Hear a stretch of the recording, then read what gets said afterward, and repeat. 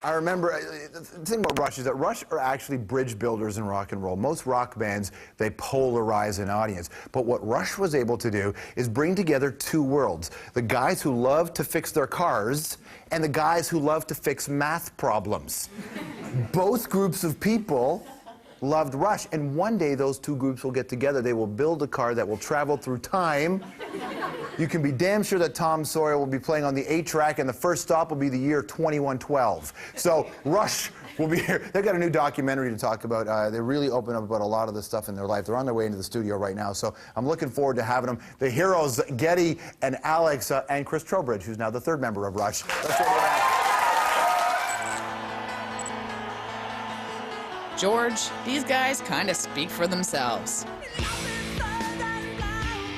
Rush, quite simply, are Canadian rock royalty. Make that rock royalty, period. Because over the past 40 years, Rush have become worldwide stars. And yes, I said 40 years. They've been around that long. It was 1968 when Alex Lifeson and Geddy Lee joined forces in Toronto. A few years later, drummer Neil Peart joined in, and Rush was on its way. And what a start. Their first album in '74 became the biggest selling debut by a Canadian band. Since then, Rush has released a veritable slew of albums, sold more than 40 million of them, and played sold-out concerts around the world. Along the way, the guys have been nominated for a bunch of Grammys, won a bunch more Junos, and received pretty much every other Canadian honor under the sun. Now they're about to launch a new North American tour, and they're the subject of a new documentary by the same guys who made metal and global metal. It's called Rush, Beyond the Lighted Stage. What makes Rush unique is fearlessness. What kind of band is Rush? It's Rush.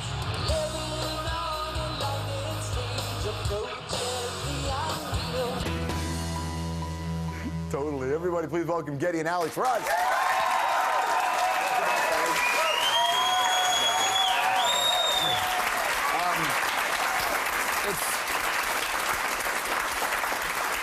The guys, Sam and Scott, who made this film, I think have made one of the finest rock and roll films, This Look Into Your Life. And I've followed you guys for a long time, and I thought I knew a lot about you, but there was stuff in this movie I had no idea about the Rush history. What was it like for you, kind of giving all of that up and seeing it in a film? Well, we saw a lot of stuff in there that we didn't even know existed. We learned a lot about ourselves, actually. Was it that you just didn't remember it? Yeah, maybe that's it. Yeah. So you learned a lot about each other watching the film. Yeah, too much about him. No, it's, you know, they made it fairly painless, really, because they just set up a bunch of interviews. And they're such nice people, first of all, and they do such good work that you kind of are rooting for them. Like, when they first came to us and asked us about doing this film, we said, you know, you guys are nuts. We tried to talk them out of it. And they had interviewed me for a Headbanger's Journey. And, you know, I liked the result. I thought they did great work. So we said, okay, if you're nuts enough to go and attempt this, good luck. So the least we could do is open up our, you know, family albums and stuff like that. But they found stuff that I don't know where they got some of that. I think a lot of people don't know the early days of your band and the amount of tours you. I mean, they think of Rush as this big stadium rock band now, and the three of you on stage, and the lights and the all those instrument sounds that come out of just three guys. But in those early days, you were touring vans, sleeping, you know, rotating motel rooms where you would touring with Kiss in their early days. Yeah. You were with Kiss right at the beginning, weren't you? Yeah, we toured with them on their first headline tour in 1975. What was it like? What was the Kiss Rush tour like? They were terrific. They were great to work with. We became very close on that tour. We hung out a lot together. It was like one big family. You know, we had a very small crew, obviously. It was an early time for us, but we got to see how hard they worked. I know Geddy said quite often that there's no harder working band than Kiss, and it really showed. We learned a lot from those guys. It was important at the beginning of your band to see that, to see what bands have to do. Oh yeah, I mean, they were struggling too. I mean, it was their first headline tour, but they were small gigs, and we were playing a lot of theaters. So for us, it was a dream because, you know, we were working regularly, which was awesome, and quite a change, and traveling all around America, probably for the first time, and in our minds we were like, well, we may never get back to half these cities, so you know, we would keep the hotel keys and the matches from the Holiday Inn in, you know, Louisiana or whatever. A habit that you continue to this day. Absolutely. Storage facilities filled with keys. Exactly. But so we learned a lot about how hard you have to work to put on a show. That's one thing they had, as Alex said, such a great work ethic. And you know, regardless of what you think of them musically, you have to respect them in terms of their work ethic. What I found really interesting watching your stories being told through the eyes of your family. You know, hearing parents talk about your band decades after the fact, just for you guys, seeing your family talk about you, seeing early footage of you guys at the dinner table talking about being in a rock band, that must have been a pretty emotional thing for you to see. Yeah, it was emotional. Yeah. I know that it was emotional for our family members as well watching it. And it was kind of nice to hear their side of the story, you know. It was nice, you know, to get all the parents involved, and I thought they really presented themselves pretty well in that.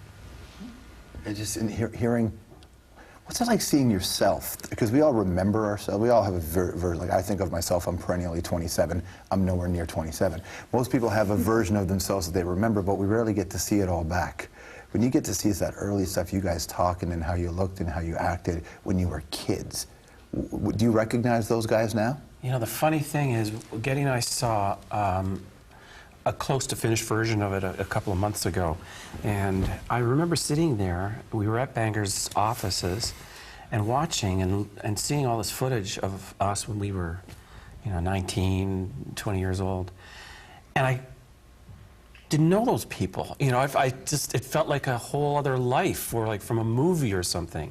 I found it hard to find a reference point to those guys that I saw on the screen. Yeah, it was kind of an out-of-body experience for sure watching it. Because, you know, you don't recognize yourself from, I mean, it's over 40 years ago. Yeah.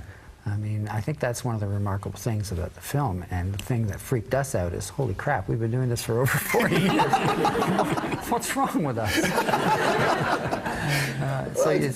That's going back a ways to see that footage. It's, you know, it's like watching, you know, looking at pictures of yourself as a child. It's craziness to see it. What I found really interesting was hearing you talking about how when you guys moved to the neighborhood you moved to, you know, living in fear because you were the only Jewish family in the neighborhood and just worried about getting beat up every day. And I wondered what kind of impact that would have had on you. Well, you learned how to run really fast. when you got off the bus, you ran home.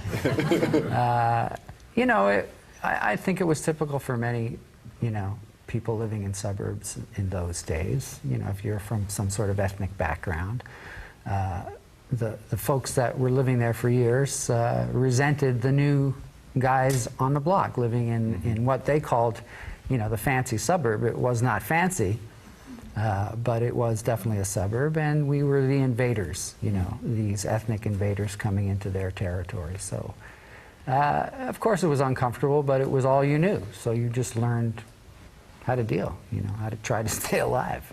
Yeah, in a sense, despite the fact you've had so many gold records and platinum records and sold so many and played to so many people, the outsider thing has always stuck with your band. In a sense, in the pantheon of the big rock bands, in a sense you're still outsiders, but you've sold an enormous amount of records. Has it felt that way? Yeah, I think so. I think we've always sort of considered ourselves as probably the biggest cult band in music history. But it's a nice feeling because you're not caught up in the whole mainstream thing and all the trappings that come with it. I find that with us, our relationship with our fans, and we've talked about this, in fact, the last time we were here, about our relationship with our fans and how close it is and how meaningful it is to our fans as it is to us. And that's really something special. It's almost like we're all on that same ship, you know, sailing across the ocean. And it's not something you choose. I mean, we didn't choose to be outsiders. You know, it's just something that evolved. We just did what we did, and we focused on music. And you know, because we weren't naturally, you know, fashionistas, we didn't write pop songs, we just ended up in that category of, you know, progressive rock band, kind of out of the mainstream. I wonder if that's what helped the band last so long. is the fact that you were able to kind of exist just to the outside. Yeah, I think it's definitely a contributing factor, without question. All right, stick around. We're going to have more of a conversation with the guys in Rush. This time we're going to loop in conversations about the Smashing Pumpkins and Thin Lizzy and Jack Black, if you can imagine. All that with Rush right after this.